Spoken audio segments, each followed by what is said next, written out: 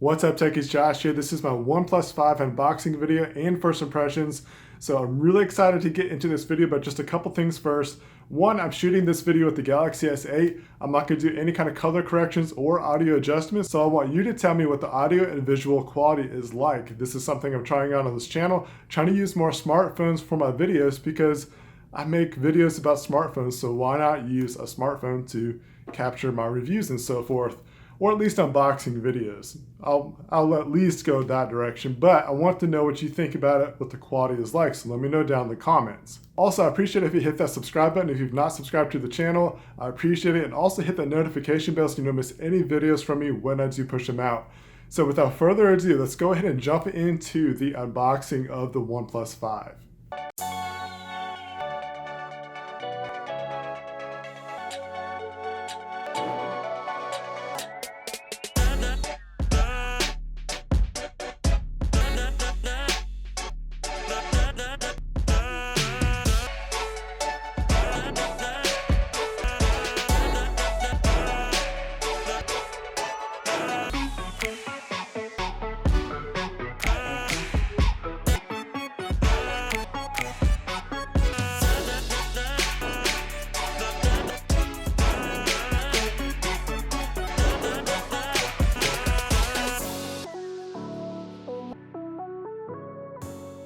Let's go ahead and take a look at the device. Now we got all the contents out of the way. I do like how they did this. They let you know what the NFC sensor is, so there's no guesswork. You know, sometimes it could be in the middle. I think most of the time it's in the middle and stuff. So they're letting you know that the NFC chip is up here. And also some information about your SIM card tray and how to insert it. So let's go ahead and take this guy off.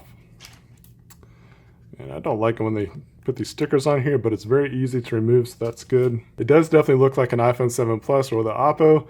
But it doesn't hurt my feelings too bad because it's actually a good design. I like the design. I just would have liked to see something a little bit more unique, that's all. As you can see here, this is the black edition, which means it's the 128 gig model. I went ahead and spent the extra money just to get the extra storage. I just like to have as much storage as possible. All right, so here on the front, you do have a pre-installed screen protector, so you might want to leave that on in case you want to get like a tempered glass or something like that. That way you don't get any kind of markups on the screen until that comes in. And if I find a really good one, pay attention to my social media networks and I'll post some links to that once I find a good one, because I do plan on putting a tempered glass screen protector on this device. We've got our power button and a SIM card tray on the side. It's dual SIM.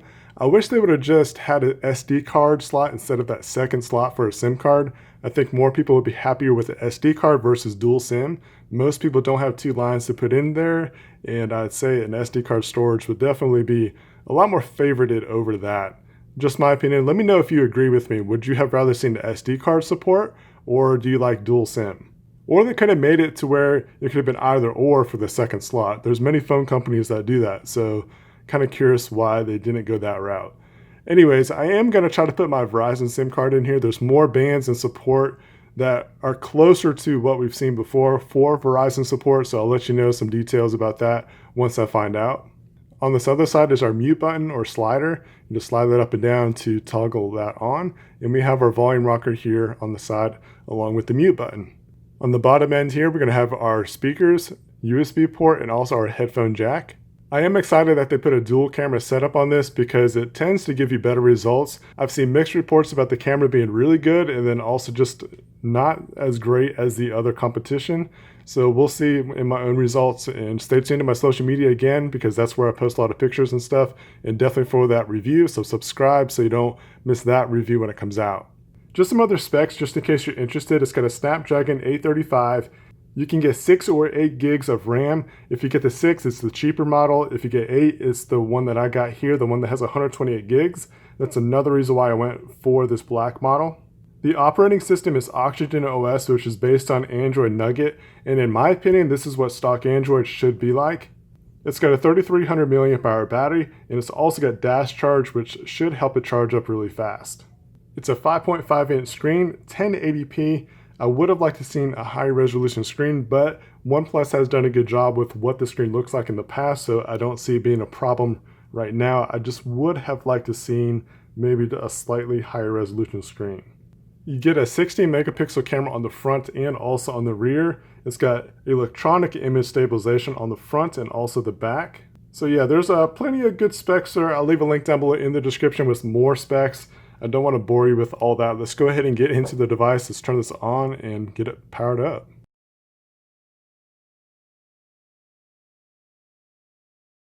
That was a pretty quick boot up, so let's go.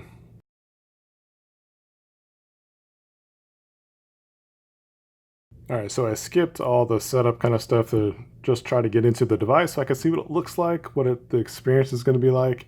It's been a while since I've had a OnePlus device. It's actually been close to a year, I think.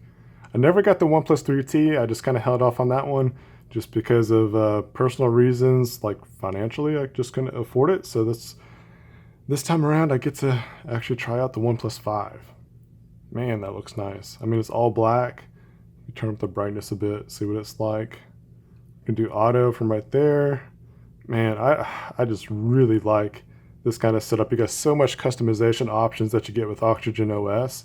It's definitely just one of the best operating systems that you can get from a stock device. I'm not saying it's the best OS like a ROM or whatever, but as far as what Android provides, like if you were going to buy from a company and what it comes with, I think this is the best that you can get. To me, it's just exactly what stock Android should be like. You get all these options, and it's not just a bunch of bloatware. It's just really good, useful kind of things. 10 times better than what you get like with Samsung. Samsung's gotten better, but still not there. So it looks like I got a system update already. So I could download that. Optimizations for camera, Bluetooth, network, system, and compatibility with third-party apps. I'll do that later. I want to see what else I get. All right. So we got a little tray over here that's got information on it. Seems to be a trend nowadays. Nothing much else. You got a community app there. Launch our camera.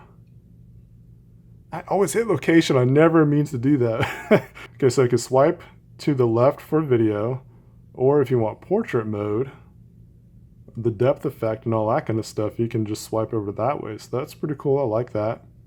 See what other options we got. Got a settings gear up here. Turn off that location, turn off the shutter sound. Save normal photo. I think that would be a good option to have on. Lots of nice options here.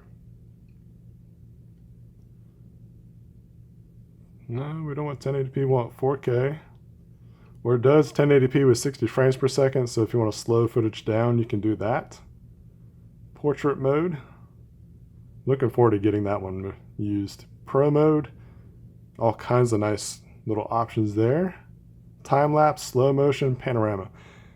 It's pretty much the perfect app. Like, it has everything that I want. I want time-lapse and slow motion in the stock app on a phone. I don't want to have to go to the Google Play Store to download other stuff like that. So for now, let's just put it back on photo. 4:3, auto HDR, that's fine.